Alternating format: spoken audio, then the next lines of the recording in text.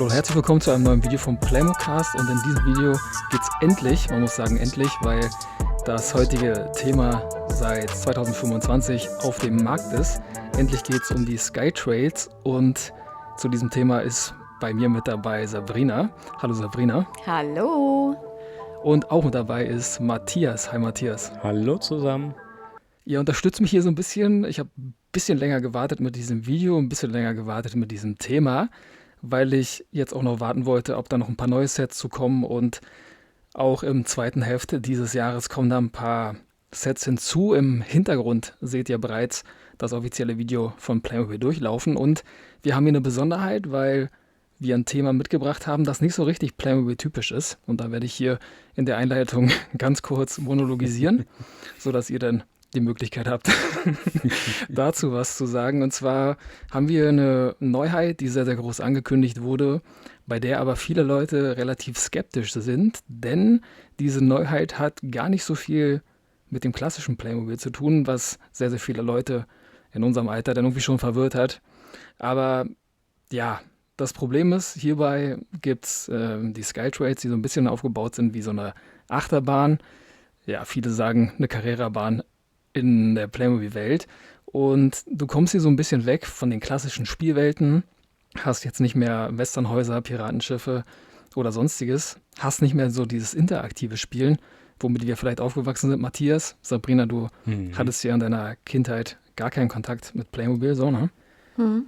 Und für uns war, glaube ich, immer wichtig, für unsere Generation vielleicht auch so ein bisschen, dass wir so ein bisschen soziale Interaktion haben, dass wir so ein bisschen uns in eine Spielwelt einarbeiten, in dieser Spielwelt dann mit unseren Spielpartnern Regeln aufstellen, und ich finde auch so ein bisschen so soziale Interaktion lernen und vielleicht so ein bisschen soziale Intelligenz ist vielleicht ein bisschen weit hergeholt, aber es ging irgendwie viel um Rollenspiel, und das hat damit irgendwie gar nichts zu tun, und deswegen wollte ich euch fragen, was ihr von dieser Innovation haltet, weil eigentlich sollte es ja immer ein guter Punkt sein, dass Innovationen da sind, dass ein bisschen was passiert, und vor allem muss man hier auch dazu sagen, dass ja nicht die komplette Playmobil-Welt geändert wird, sondern einfach nur so eine kleine Variable mit dabei ist, bei der die Gesetze ein bisschen anders sind. Und jetzt würde ich direkt reingehen und euch fragen, was ihr denn davon haltet. Sabrina, magst du was sagen als erstes?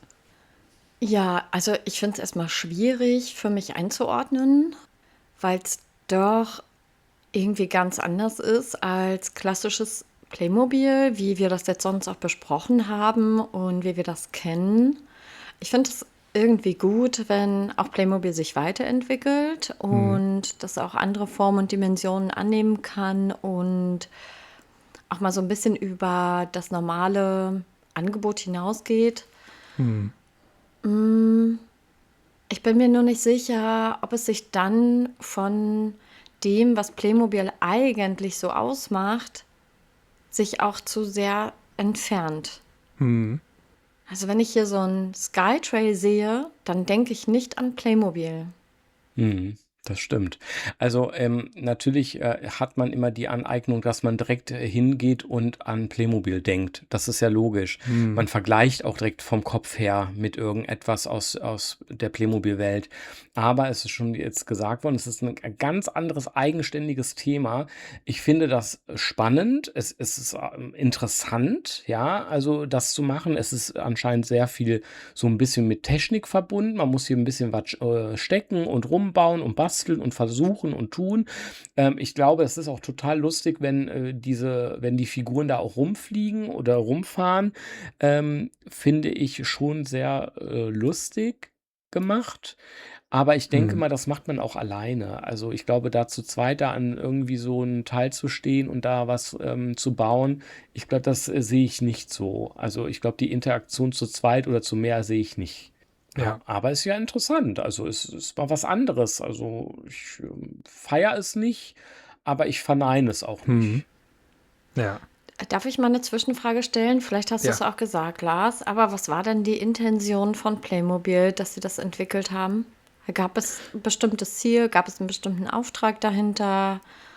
Es geht einfach, glaube ich, um eine neue Zielgruppe und um eine neue Ausrichtung. Also man wollte hier ein bisschen interaktiver werden, man wollte ein bisschen Spannung einbauen, und du hast ja hier auch mit diesem Skytrail-System ja irgendwie auch eine richtig wilde Fahrt und kannst die Strecke individuell gestalten. Das was komplett neu ist, Und ich glaube, das Problem bei der ganzen Sache ist, dass man ja nicht mehr, weiß ich nicht, in der damaligen Zeit unterwegs ist. Also man macht ja nicht mehr Sets für Kinder, wie zu Playmobil-Hochzeiten, vielleicht so in den 80ern, in den 90ern. Wir haben sehr, sehr viel Digitalisierung, wir haben sehr, sehr viel Technik, sehr, sehr viel Fortschritt da ja auch. Und dann, glaube ich, muss man vielleicht auch hier feststellen, Matthias, du wirst das, glaube ich, Hm. ähnlich sehen, dass die Kinder von heute ja nicht mehr so spielen wie wir. Nee, Also nee. die haben ja ganz andere Möglichkeiten, die haben eine ganz andere Aufmerksamkeitsspanne, glaube ich. Die wollen ganz andere Sachen haben, die wollen viel mehr Action. Vielleicht ist da gar nicht mehr so viel, ja, weiß ich nicht, soziales Spielen und du hast keine Western-Spielwelt mehr, wo du dir überlegen musst, wer übernimmt die Südstaatler, wer hat den Sheriff, wer hat die Indianer, was passiert hier. Und du machst dann irgendwie, oder so war das früher ja bei uns, deine ganz eigenen Regeln im sozialen Spielen und das war richtig witzig, finde ich. Und ich glaube, das funktioniert heutzutage einfach nicht mehr so und deswegen ist so meine Sicht, hat Playmobil hier reagieren müssen und macht eigentlich eine sehr, sehr coole Sache für Kinder von heute. Und ich glaube, wenn dann Leute in unserem Alter dann teilweise diese Sachen kritisieren, was ich sehr, sehr häufig mitbekommen habe, denke ich mir so, ja, das ist ja okay, dass du die Sachen jetzt nicht so feierst, aber Kinder von heute spielen halt nicht mehr so, wie Hm. wir es vielleicht damals gemacht haben. Ja.